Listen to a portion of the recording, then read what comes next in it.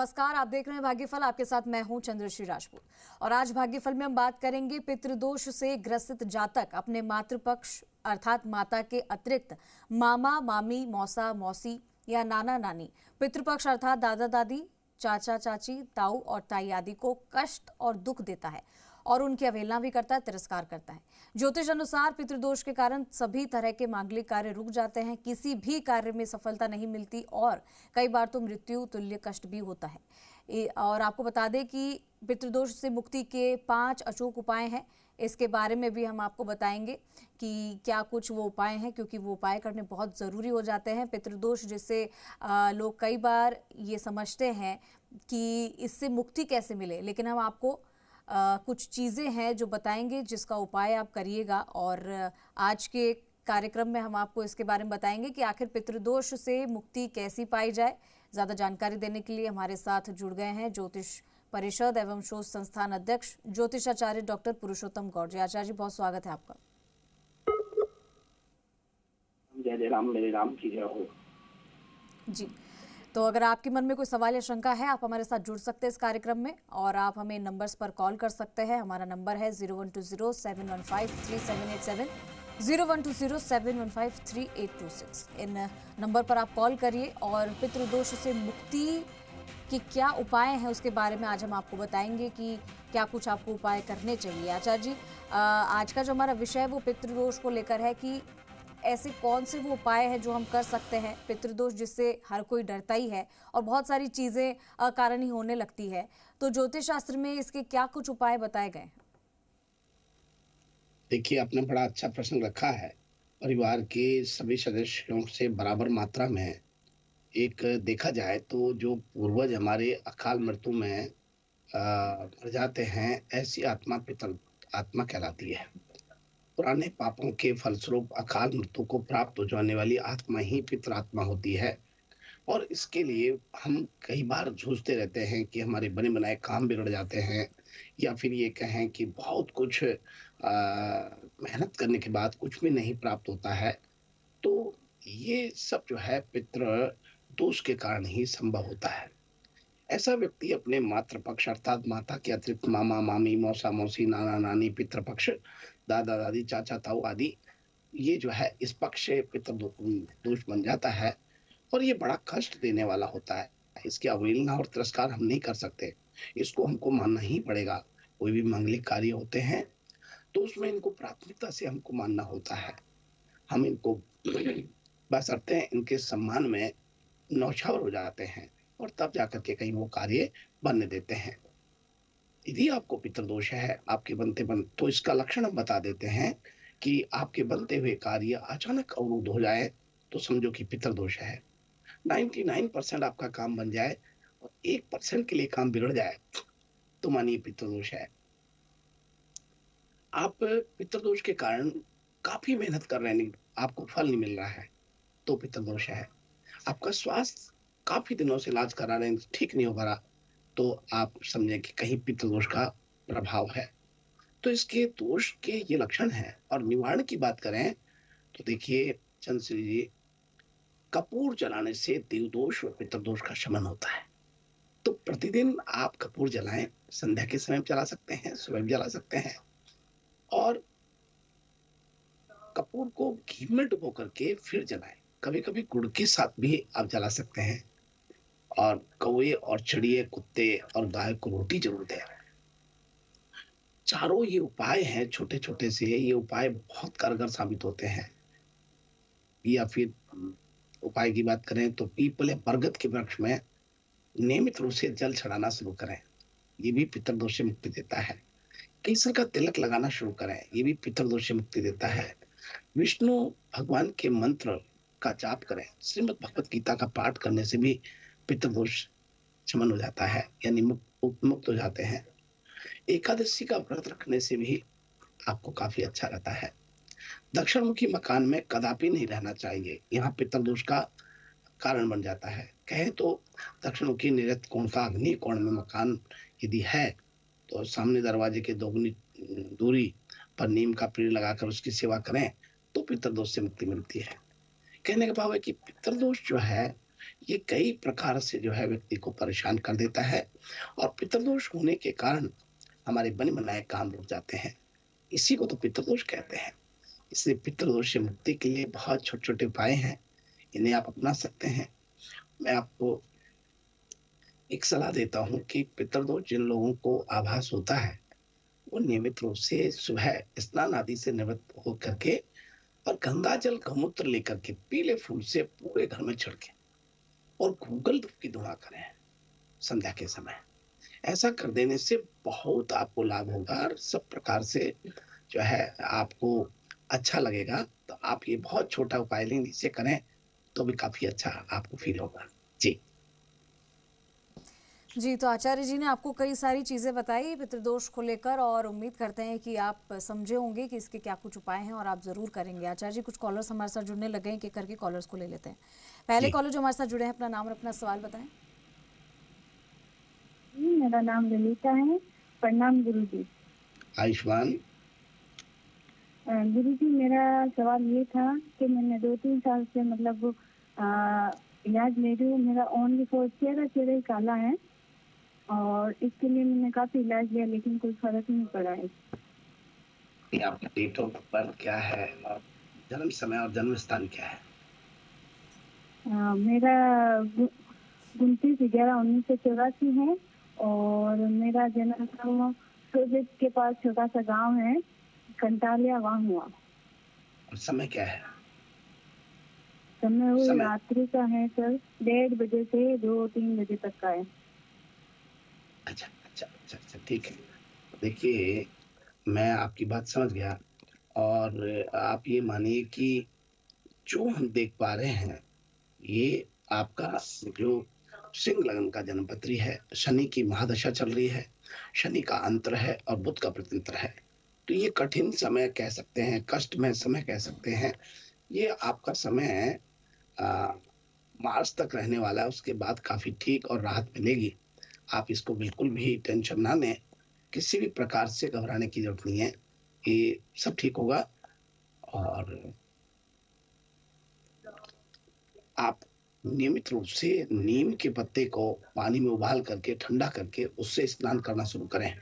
इससे क्या भैरव दोष दूर होता है, केतु का दोष दूर होता है। ये बहुत छोटा काम है। पानी को गर्म करके नीम पत्ते डाल करके गर्म करें पानी को और फिर उसके पानी से आप स्नान करना शुरू करें। और बाकी डॉक्टर की सलाह भी ले लें, लेकिन ये आपके लिए काफ़ी ज्योतिषी हिसाब से ठीक रहेगा। जी। जी, अगले कॉलर हमारे साथ जुड़ गए हैं। अगले कॉलर जो हमारे साथ जुड़े हैं, अपना नाम और अपना सवाल बताएँ।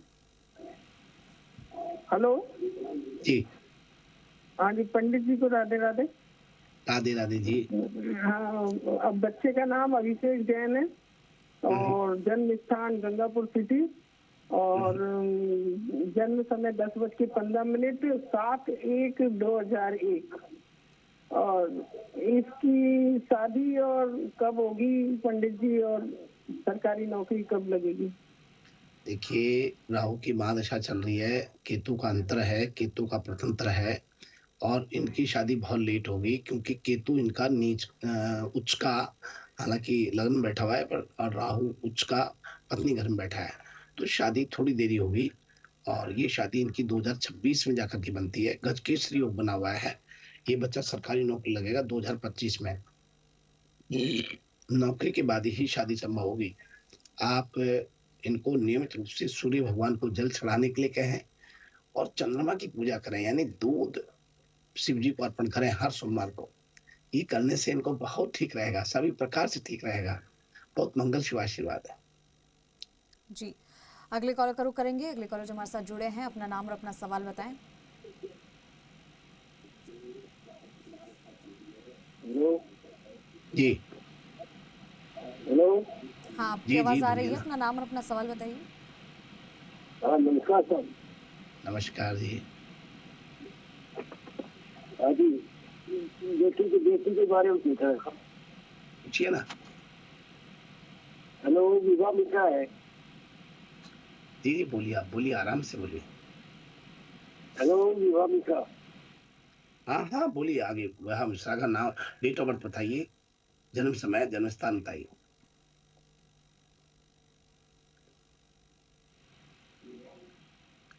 जन्म तारीख, महीना, सन बोलिए और जन्म समय बोलिए और जन्म स्थान बोलिए। लगता है उनसे कनेक्शन कट हो गया है आचार्य जी। हम दूसरे कॉलर का रुख कर लेते हैं। जी, अगले कॉलर जो हमारे साथ जुड़ रहे हैं, अपना नाम और अपना सवाल बताएं। हेलो जी। जी हेलो। बोलिए, हाँ, आपकी बोलिए आवाज साहब, आ आपकी रही है सर। आवाज आ अपना रही है, नाम बोलिए। बताइए, अपना सवाल बताइए। हाँ, विभा मिश्रा, विभा मिश्रा। हाँ, हाँ, हाँ। आगे नाम, अपना सवाल बताइए क्या है। सवाल ये है कि इसका जन्म तिथि इसकी 23 तारीख रात को 24 तारीख आ गई, 24/1/1994, 24/1/1994 और सुबह मतलब रात को 2 बजे का है, अलवर राजस्थान में। जी, क्या जानना चाहते हैं? नौकरी कब तक लग जाएगी, सरकारी नौकरी? देखिए, इनको राहु की महादशा चल रही है। सूर्य का अंतर है, बुध का प्रतंत्र है और ये राहु जो है काफी इनको परेशान करेगा। तो आप कृपा करके इनके हाथ से बुधवार के दिन हरी घास गायों को देने के लिए कहें और बुधवार को हरी घास गणेश जी को चढ़ाने के लिए कहें। निश्चित रूप से 2025 में अप्रैल के बाद नौकरी का संयोग इनका बनेगा। आप ये करिए, अवश्य लाभ हो। जी, अगले कॉलर का रुख करते हैं। हमारे साथ जो अगले कॉलर जुड़े हैं, अपना नाम और अपना सवाल बताएं। आचार्य जी, आपको मेरा राम राम। जी, राम राम जी। मैं ये जानना चाहता हूँ आचार्य जी कि अभी एक पढ़ा मैंने कि ये दीपक है, घी का दीपक दाहिने हाथ की तरफ और तेल का दीपक बाएं हाथ की तरफ करना चाहिए। तो क्या कि जैसे भगवान के दाएं बाएं हाथ की तरफ या हमारे दाएं बाएं हाथ की तरफ, क्योंकि उनका मुंह तो हमारा पश्चिम की तरफ और हमारा मुंह पूर्व की तरफ है। थोड़ा सा इसको बताएं। देखिए, बड़ा अच्छा प्रश्न किया है। माँ सरस्वती जी के सन्मुख घी या तेल के जो 2 बत्तियों वाला दीपक होता है वो जलाना उत्तम माना जाता है। इससे क्या लक्ष्मी की प्राप्ति होती है और शिक्षा क्षेत्र में बाधाएं जो आती है वो दूर हो जाती है। और लक्ष्मी नारायण भगवान के सम्मुख जब जलाएं तो मूली की बत्ती का दीपक जलाएं और वो हल्दी थोड़ा डाल करके, सिंदूर डाल करके फिर जलाना चाहिए। और ये आप ध्यान रखें कि जब भी आप दीपक जलाएं, क्योंकि दीपक जो है समृद्धि और धन के लिए होता है, तो दियों का जब जलाएं तो उत्तर में मुख होना चाहिए। राइट साइड, हमेशा दीपक राइट साइड में जलना चाहिए। जब पूरब में मुख करेंगे तो राइट साइड में अग्नि कोण होता है, तो ये सबसे श्रेष्ठ माना गया है। और वैसे खास तौर पर जब हम पूजा करते हैं, पूजा घर हमारा उत्तर पूर्व होता है, तो वहां जो है आप जलाएं। लेकिन आप ये ध्यान रखें कि देवी देवताओं को दीपक की जो रोशनी करते हैं उसका अलग अलग प्रभाव, अलग अलग तरीके से दीपक जलाने का महात्म्य है। जैसे कि मूली से, रुई से और कई प्रकार से जो है हम करते हैं। ये अपने तुलसी की डंडी डाल करके उसको करके और उससे भी हम जलाते हैं। वो एक साधना सिद्धि के लिए में होता है। दीपक की बाती का संकेत अलग अलग दिया गया है, इसलिए आप विशेष ध्यान रखें कि दीपक जलाते समय पूजा कक्ष में आपको राइट साइड में जलाना चाहिए। और आप कामक्ष दीपक जो जलाते हैं, हालांकि कामक्ष दीपक के बारे में बहुत लोग कम समझते हैं। ये दीपक वो होता है जो किसी कामना को लेकर के पूजा करने के लिए जलाया जाता है।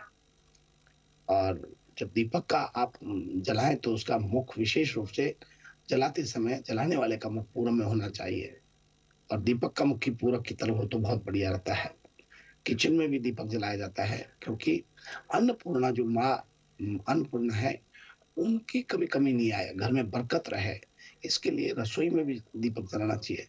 लेकिन विशेष ध्यान रखें कि कहीं चूहे हों तो दोनों तरफ दीपक के सावधानी पूर्वक जलाएं और ध्यान रखें कि वो कहीं बत्ती ना ले जाए, कुछ और नुकसान नहीं करे। और दीपक जलाने की एक और बता दें आपको कि हमारे विद्वानों ने कहा है कि जब आप दीपक जलाते हैं तो 11, 21 या फिर 1, 31, 51 मतलब विषम संख्या में जलाना चाहिए, सम संख्या में नहीं। बहुत से लोग जो है दीपक जलाते हैं, उनको ये पता नहीं कि 2 दीपक जला दिया, नहीं जलाना चाहिए। या तो 1 जलाएं या 3, 5, जो इस तरह से जलाना चाहिए। 11, 21 जो भी है, दीपक जलाते समय विशेष ध्यान नहीं रखना चाहिए कि हमेशा दाएं हाथ की तरफ ही जलाएं, आपके घर का मुख्य द्वार। अच्छा, तेल की बात जो आप कर रहे हैं, तेल का दीपक भी वही रखना पड़ेगा आपको, आगे पीछे, पहले घी का फिर तेल का। और माँ सरस्वती एक ऐसी देवी हैं जिनके साथ दोनों दीपक जलाए जाते हैं। और ये भी आपको यदि मान लीजिए मुख्य दरवाजे पर जलाना है, तो आप ध्यान रखें कि दीपक हमेशा द्वार पर जब जलाते हैं, तो ये सभी दर्शकों के लिए लागू होता है। तो आपको ये ध्यान रखना है कि अपने दरवाजे के दोनों तरफ रखें। और कई बार आपको देखते हैं कि आप दीपक आटे में जलाए जाते हैं। आटे के दीपक का उपयोग क्यों होता है? कोई अपनी बहुत बड़ी कामना को लेकर के आटे का दीपक हम जलाते हैं, जैसे कि पूर्णाहुति होती है, यज्ञ होते हैं, या किसी साधना के लिए करते हैं, या फिर धार्मिक जैसे नारायण भगवान की कथा, भागवत पुराण, शिव पूजा, या फिर कोई यज्ञ हवन, तो आदि में जो है वो चौमका के लिए और उसके लिए ये आटे में दीपक जलाए जाते हैं। और ये बहुत छोटी छोटी बातें हैं, लेकिन दिया का जो महत्व है महाराज, इसका बहुत महत्व है। और दीपक जब भी जलाएं तो उसमें अन्न डालना चाहिए नीचे, ऐसी धरती में नहीं रखना चाहिए। उसके नीचे गेहूं, जौ, चावल जो भी रखना चाहे रखें। जी जी। जी आचार्य जी, और अब वक्त हो गया है आज का राशिफल जानने का। तो आइए हम सबसे प्रथम बात करते हैं मेष राशि से। आज मेष राशि के सभी जातकों को मनमौजी स्वभाव के कारण थोड़ा परेशानी झेलनी पड़ेगी। और अब बात करते हैं आपके अपने परिवार की समस्याओं का पूरा ध्यान आपको देना चाहिए आज, और देना पड़ेगा, नहीं तो नुकसान उठा सकते हैं। आपको घूमने फिरने के दौरान कोई महत्वपूर्ण जानकारी प्राप्त हो सकती है। आपको कोई टेंशन बनी रह सकती है। व्यवहार में आपको कुछ बदलाव करने चाहिए। और अब बात करते हैं वृषभ राशि वाले लोगों के लिए। आज आपको एक के बाद एक खुशखबरी सुनने को मिलेगी। आपको अपने किसी पुरानी गलती से सबक लेना पड़ेगा, और विशेष ध्यान रखें कि आप जो है अपने सुख सुविधाओं की कुछ नई वस्तुएं खरीद करके आज लाएंगे, और अच्छा खासा धन भी खर्च करेंगे। और बात करते हैं मिथुन राशि वाले लोगों के लिए। मिथुन राशि के जातकों को आज सामाजिक क्षेत्र में कार्यरत यदि आप हैं, तो उनके लिए आज का दिन बहुत अच्छा रहेगा। कल और भी अच्छा रहेगा। आपकी सभी कामनाएं पूरी होंगी। आप किसी बात को लेकर के बेवजह आज उलझे नहीं। आपकी समस्या उलझने से बढ़ती है, और किसी यात्रा पर आज जाने का मन करेगा। कर्क राशि वालों की बात करें तो कन्या राशि के जातकों के लिए कल का दिन मध्यम रहेगा। आपके कोई कर्क राशि के जातकों कल का दिन मध्यम रहेगा। पुरानी कोई मित्र जो है वो आपको मिल सकते हैं। आपको किसी के कहने में आकर के कोई इन्वेस्टमेंट कहीं नहीं करना है। और अब बात करते हैं सिंह राशि वाले लोगों के लिए। सिंह राशि के जातकों को किए हुए वादे आसानी से पूरे हो रहे हैं। आप अपनी सोच व समझ के कामों को आसानी से पूरा करेंगे। आपकी तरक्की के नए नए मार्ग खुल रहे हैं। आपको अपने पिताजी की कोई बात बुरी लग सकती है। अब बात करते हैं कन्या राशि वाले लोगों के लिए। आज आपका डूबा हुआ धन आपको मिलने की पूर्ण संभावना दिखाई देती है। विद्यार्थी किसी स्कॉलरशिप से संबंधित परीक्षा दे सकते हैं। आपकी संतान की फरमाइश पर किसी नए वाहन का आज आप विचार कर सकते हैं। और अब बात करते हैं तुला राशि वाले लोगों के लिए। आज आपको कुछ नए विरोधी उत्पन्न हो सकते हैं। आपको अपनी पारिवारिक समस्याओं पर पूरा ध्यान देना पड़ेगा। सरकारी नौकरी की तैयारी में लगे लोगों की मेहनत आज रंग लाएगी। आपको अपने कामों को लेकर के योजना बना करके चलना होगा। परिवार में यदि किसी सदस्य के विवाह में कोई बड़ी बात बने तो उससे आप थोड़ा सा सामान्य जाए तो ठीक रहेगा। और अब बात करते हैं वृश्चिक राशि वाले लोगों के लिए। आज आप किसी से धन उधार लेने से बचना चाहिए। आपको समस्या आज बनी रह सकती है। आपको अपने विरोधियों से सतर्क रहना चाहिए। प्रॉपर्टी में निवेश करने के लिए आज का दिन बहुत उत्तम है। आज आपको अपने पिताजी की सेहत पर पूरा ध्यान देना चाहिए, क्योंकि उसमें गड़बड़ी होने से आपके परिवार परेशान हो जाएगा। माता पिता का आशीर्वाद लेकर के रुका हुआ कार्य बनेगा। अब बात करते हैं मकर राशि वाले लोगों के लिए। आज आपकी किसी बात को लेकर के जीवन साथी से थोड़ी खटपट रह सकती है। आप अपने मित्रों के साथ कुछ समय मौज मस्ती करने में व्यतीत रहेंगे। और वहीं आपको आज रुका हुआ धन वापस लौटता हुआ घर में आ रहा है, इसका खुशी मिलेगा। और अब बात करते हैं कुंभ राशि वाले लोगों के लिए। कुंभ राशि के जातकों को विशेष तौर पे आप मांगलिक कार्यों में सम्मिलित होने का अच्छा माहौल खुश में मिलने का अवसर प्राप्त हो रहा है। आपके परिवार के किसी सदस्य के साथ में आज बातचीत बनेगी। और अब बात करते हैं मीन राशि वाले लोगों के लिए।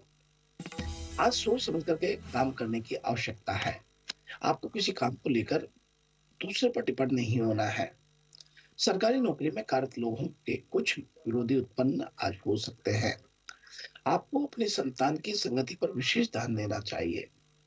आपका कोई मित्र लंबे समय के बाद आपको आज मिलेगा। इस प्रकार से आज का हमारा अपना यह है राशिफल। जी, तो आज पितृदोष के क्या कुछ उपाय हो सकते हैं इसके बारे में जाना और आज का राशिफल भी आपने जाना। इसी के साथ आचार्य जी हमारे साथ जुड़ने के लिए बहुत बहुत धन्यवाद। जी साधुवाद, सुप्रभात, शुभ आशीर्वाद। मेरे राम की जय हो, राजा राम।